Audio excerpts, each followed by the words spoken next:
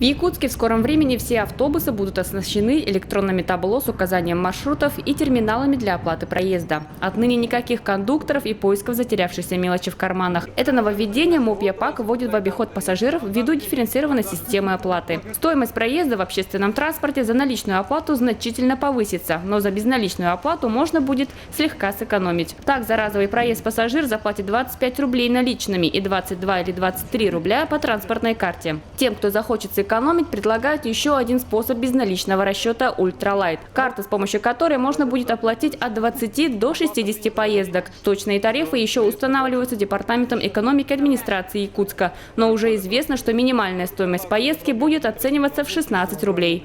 Новое оборудование позволит принимать практически все карты с электронных устройств, также с телефонов, оплату.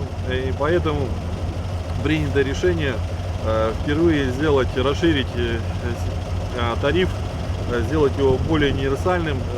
Тарифная сетка первый раз в истории города Якутска будет снижена стоимость проезда на 16 рублей, предоставлена горожанам, чтобы самостоятельно выбирали тариф, который ездит. Как уверяет директор МОП ЯПАК Сергей Максимов, у зайцев шансов не будет, а водители смогут спокойно выполнять свою работу, не отвлекаясь на пассажиров. Если не оплачено, я беру карту и сам. Они, может, не туда приложили. Я раз проведу, не оплачено. Не оплачено. Говорю, все, оплачивайте денежки, у вас пустая карта, проверяйте в банкомате.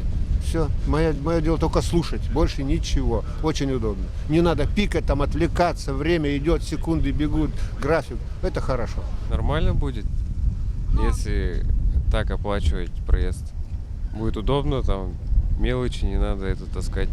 Помимо электронных терминалов в сфере обслуживания пассажиров общественного транспорта вводятся такие новшества, как видеофиксация с 4 камерами наблюдения, которые будут хранить информацию сроком до 60 дней. И система электронной информации на остановках, где будет указано время прибытия каждого автобуса. На сегодняшний день в Якутске такими электронными табло оснащены 49 остановок. Модернизация работ общественного транспорта обошлась в 70 миллионов рублей. Львиную долю средств вложили транспортные предприятия и частные владельцы автобусов. По словам руководства МОП ЯПАК, до Нового года все маршруты будут оборудованы электронными терминалами системы оплаты проезда.